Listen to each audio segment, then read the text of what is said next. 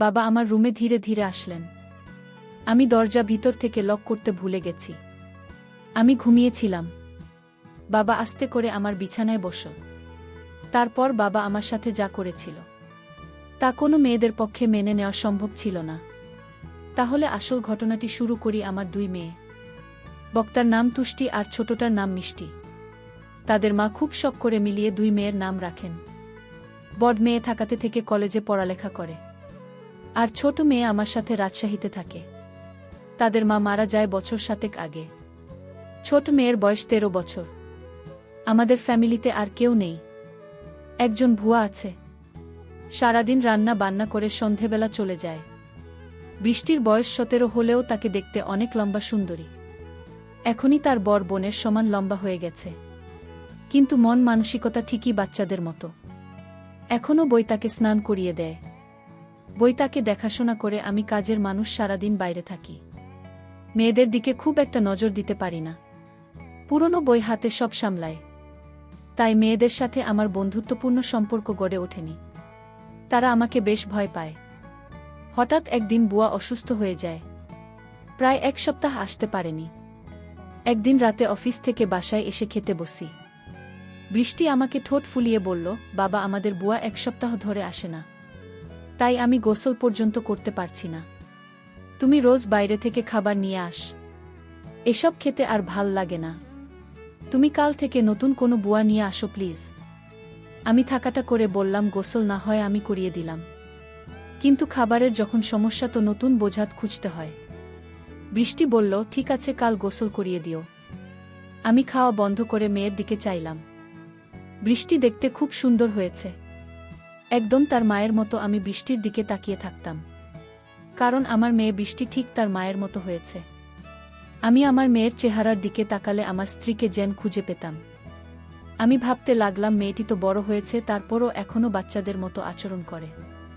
তাকে গোসল না করিয়ে দিলে সে গোসল করবে না। আমি বাবা হয়ে মেয়ের দায়িত্ব নিতে।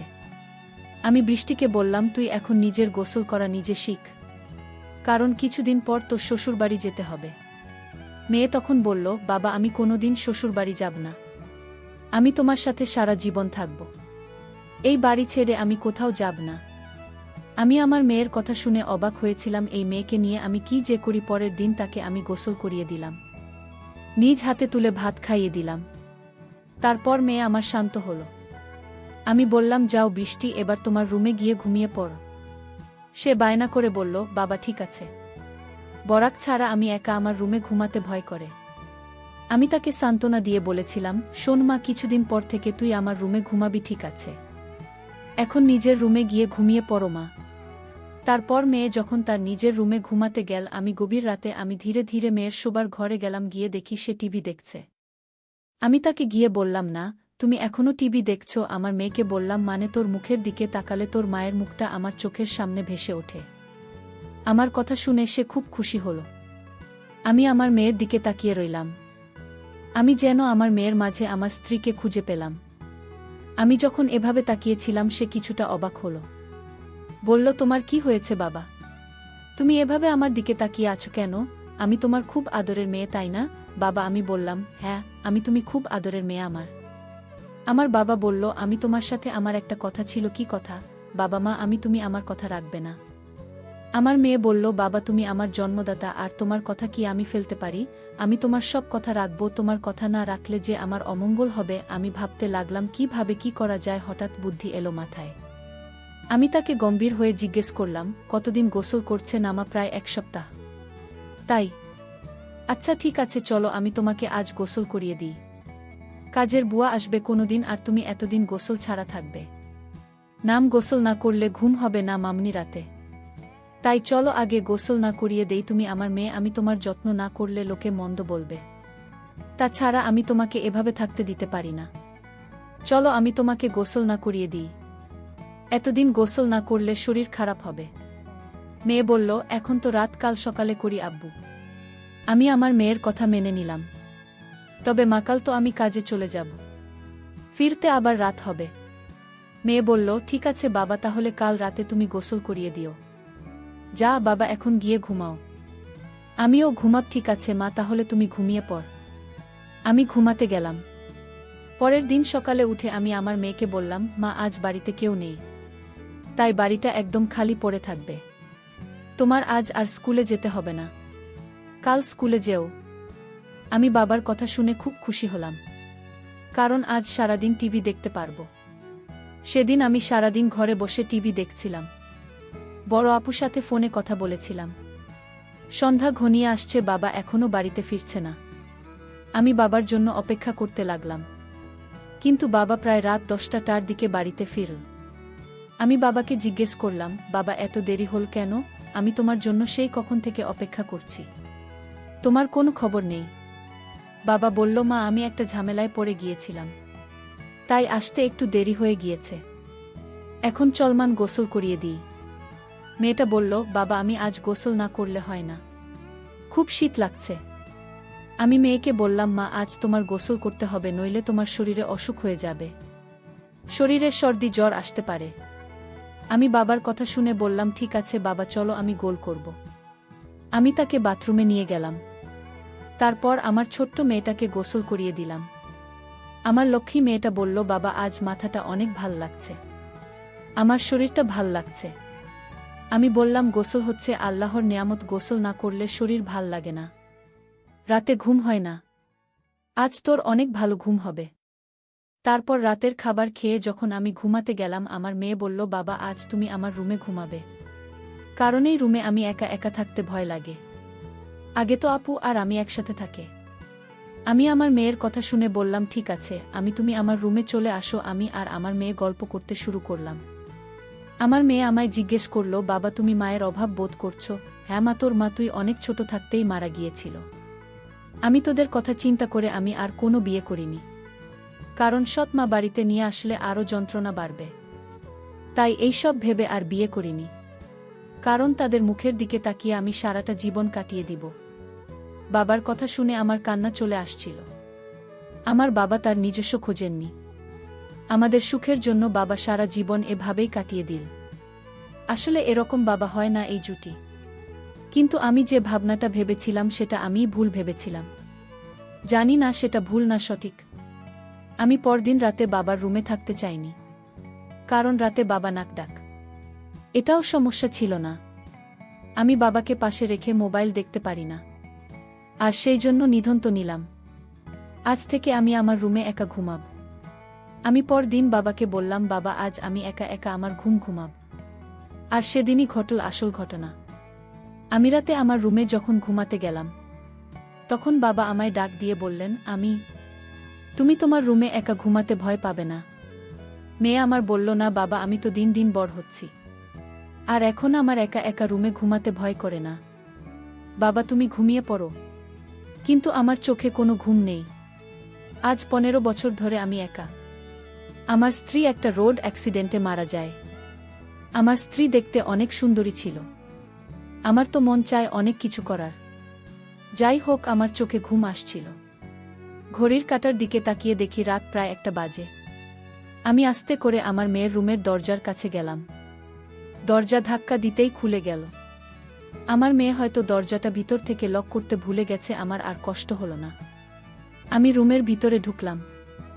আমার মেয়ের দিকে তাকিয়ে দেখি কত শান্তির ঘুম আছে। মনে হচ্ছে নিষ্পাপ একটা মেয়ে, তাকে ড্রিমলাইটের আলোতে অনেক সুন্দর দেখা যাচ্ছিল, ঠিক তার মায়ের মতো। আমার কাছে মনে হলো এটাই বুঝি আমার স্ত্রী। আমার নিজের মেয়েটাকে দেখে আমার অন্যরকম অনুভূতির সৃষ্টি হলো। আমি ধীরে ধীরে মেয়ের বিছানার পাশে গিয়ে বসলাম। একজন তার দিকে তাকালাম। আমার অনেক ভয় করছিল, যদি আমার মেয়ে এখন জেগে যায়, তখন কিভাবে? আমি ভুলে গিয়েছিলাম এটা আমার মেয়ে শুয়ে আছে। এটা আমার জন্য একটা বড় সুযোগ। এসব ভাবতে ভাবতে হঠাৎ আমার মেয়ে জেগে উঠল। যে আমায় দেখে চমকে উঠল আর বলতে লাগল, বাবা এত রাতে তুমি কি করছো? আমি বললাম, কেন, আমি কি তোমার রুমে আসতে পারি না? কিন্তু বাবা, আমি তো দরজা লক করে ঘুমাচ্ছিলাম। তুমি রুমের ভিতরে ঢুকলে কি করে? আমি বললাম, মা তুই ঘুমানোর আগে দরজা লক করতে ভুলে গিয়েছিলি, আর তাই তো রুমে আসতে পারলাম। বাবা তুমি ইদানিং কেমন জানি হয়ে গেছে। যাও তোমার রুমে গিয়ে ঘুমাও, যখন তখন আমার রুমে ঘরে চলে আসো। পরদিন সকালে আমি আমার মেয়েকে বললাম, মা গোসল করবে না? আমি চলে গেলে কে তোরে গোসল করাবেন? মেয়ে তখন বলল, বাবা আজ থেকে তোমার আর কষ্ট করতে হবে না। আমি নিজেই গোসল করতে পারব। আমি আমার মেয়ের কথা শুনে ভাবলাম মেয়ে কি আমার মনের কথা জেনে গেছে, আরেক মনে ভাবলাম সে আমার মনের খবর কি করে জানবে। আমি রাতে বাড়িতে ফিরলাম। ফিরে দেখি মেয়ে ঘরে বসে টিভি দেখছে। আমি আমার মেয়েকে জিজ্ঞেস করলাম, বৃষ্টি আজ তুই আমার রুমে ঘুমাবি? কারণ আমার শরীরটা ভালো না। আমি বাবার বাহানা কিছুটা বুঝতে পারছি, কারণ বাবার ইদানিং মনের ভিতর খারাপ কিছু চলছে। আমার বাবাকে সন্দেহ সৃষ্টি হলো। আমি সিদ্ধান্ত নিলাম আমি আর বাবা রুমে ঘুমাব না। বাবা ইদানিং পাগলের মতো হয়ে গেছে। আমি আজ আমার রুমে ঘুমাতে গেলাম। রাতে শরীরটা ক্লান্ত ছিল, তাই আজ সকাল সকাল ঘুমিয়ে পড়েছিলাম। রাত যখন গভীর হলো আমি অনুভব করলাম আমার রুমে কে যেন প্রবেশ করছে। আমার সাথে অদ্ভুত আচরণ করার চেষ্টা করছে। আমি যখন বুঝতে পারলাম, আমি ঘুম থেকে উঠে বাবাকে দেখতে পাইলাম। আমি বাবাকে বললাম, বাবা এত রাতে আমার রুমে কেন আসলে, আর আমার সাথে এমন আচরণ কেন করছো? বাবা তুমি ভুলে গেছো আমি তোমার মেয়ে। তুমি এখনই রুম থেকে বাহির হয়ে যাও। বাবা তখন চিৎকার করে বলল, আমি যে রুম থেকে যাব না। না, এই রুমে আমার স্ত্রী লুকিয়ে আছে। বের করে দাও আমার স্ত্রীকে। বাবার কথা শুনে আমি অবাক হয়ে গেলাম। আসো পুজো তো। বাবা এসব কি বলছে? বাবা আমি তোমার আদরের মেয়ে, তুমি এসব কি বলছো? বাবা তুমি যদি আমার সাথে খারাপ আচরণ করো তাহলে আমি ভুলে যাব তুমি আমার বাবা। বাবা আমায় বলল আজ আমি মরে যাব, তাও আজ এই রুম থেকে বের হব। বাবার এমন কথা শুনে আমি বাবাকে একটা ধাক্কা মেরে ফেলে দিলাম। বাবা তখন অজ্ঞান হয়ে লুটিয়ে পড়ল। আমি তাড়াতাড়ি বড়বাবুকে ফোন দিলাম। বড় আপু আর আমি বাবাকে হাসপাতালে নিয়ে গেলাম। বাবা 3 দিন যাবত অজ্ঞান ছিল। বড় আপু আমায় বলল, তুই নিজের বাবাকে ধাক্কা মারে। আপু তুই জানিস না, বাবা প্রতি রাতে আমার রুমে আসতো, অন্যরকম আচরণ করার চেষ্টা করত। তাই আজ আমি বাবাকে কখন যে ধাক্কা মারলাম তা বুঝতে পারি। বাবার যখন জ্ঞান ফিরল ডাক্তার বলল, আপনার বাবা পাগল হয়ে গিয়েছে, ওনার ব্রেন নষ্ট হয়ে গিয়েছে, আর তাই আপনার সাথে এরকম খারাপ করত। ডাক্তারের কথা শুনে আমি কান্না করতে লাগলাম আর বলতে লাগলাম, আমি বড় ভুল করে ফেলেছি। আমার বাবা জ্ঞান হারাচ্ছিল, আর তাই তো আমার সাথে এরকম করত। বাবা তো আগে এরকম করত না। আমাদের কথা শুনে বাবা বেড থেকে উঠে বসল আর আমাদের 2 বোনকে উদ্দেশ্য করে বলতে লাগল, শোনো মা, ডাক্তার ভুল বলেছে। আমি পাগল নই, আমার মাথাও ঠিক আছে। আমি 15 বছর ধরে তোদের মাকে দেখি না, আর তাই সে আমার পাশে না থাকাতে আমি সারাক্ষণ চিন্তায় ডুবে থাকতাম। আমার কিছুই ভাল লাগতো না। কিন্তু আমার ছোট মেয়ে বৃষ্টির দিকে তাকালে আমার মনে হতো আমার স্ত্রীকে খুঁজে পেয়েছি, কারণ বৃষ্টি দেখতে অভ্যস্ত তার মায়ের মতো, আর তাই আমার মেয়ে হিসেবে বৃষ্টিকে দেখতাম। এতে আমার চিন্তা কমে যেত। আমি প্রতি রাতে তার রুমে গিয়ে তার কাপড় চোপড় এলোমেলো থাকলে আমি তা গুছিয়ে দিতাম। এটা কি আমার অপরাধ? আমার নিজের মেয়েকে স্নেহ করা কি আমার অপরাধ? আমার মেয়েকে আমি দেখতে না পেলে আমার খুব কষ্ট হতো না? আমার মেয়েকে আমি সবসময় চোখে চোখে রাখা, সেটাও কি আমার অপরাধ? বাবার মুখে এমন কথা শুনে আমি হাউমাউ করে কান্না করতে শুরু করলাম।